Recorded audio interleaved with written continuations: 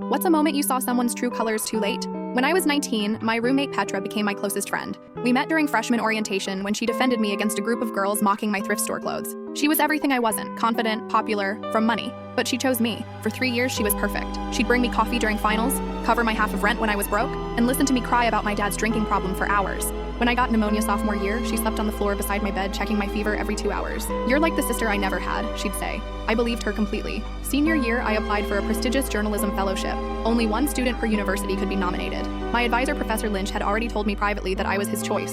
The application required a portfolio of published work, recommendation letters, and a personal essay. I'd been working on this for months. Petra knew everything about it. She'd even helped me edit my essay about growing up poor and using writing to escape. She knew how much this meant to me. This fellowship would launch my career and help me support my family. 2 weeks before the deadline, Petra mentioned she was also applying. "Just for fun," she said. "I don't actually want it." Something felt off, but I trusted her. We'd been through everything together. The night before submissions were due, I couldn't find my portfolio anywhere. I tore apart our dorm room, frantic.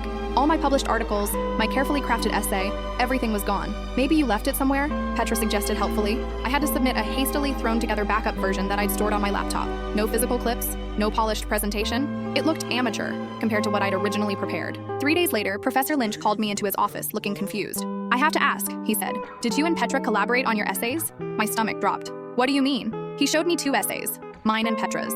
They were nearly identical, down to specific details about my childhood, my father's alcoholism, even the story about writing by candlelight when our electricity was shut off. "These experiences," he said gently, "they're your experiences, aren't they?" I nodded, unable to speak. Petra had stolen my life story. Worse, she'd submitted the polished version of my portfolio, the one that had mysteriously disappeared. She'd carefully removed my name and replaced it with hers. When I confronted her, she didn't even deny it. "You were never going to get it anyway," she said coldly. "Your writing is good, but you don't have the connections." "I do. You stole my story." "My actual life?" She shrugged. "Poverty is trendy right now. They eat up that rags to riches narrative." I stared at her, seeing a stranger. This wasn't the girl who'd brought me soup when I was sick. This was someone who'd spent 3 years studying me, learning my weaknesses, preparing to use them. "Besides," she continued, "my family donated $50,000 to the journalism department last month. Did you really think they'd pick you over me?" I reported her to the university. The investigation took 2 months.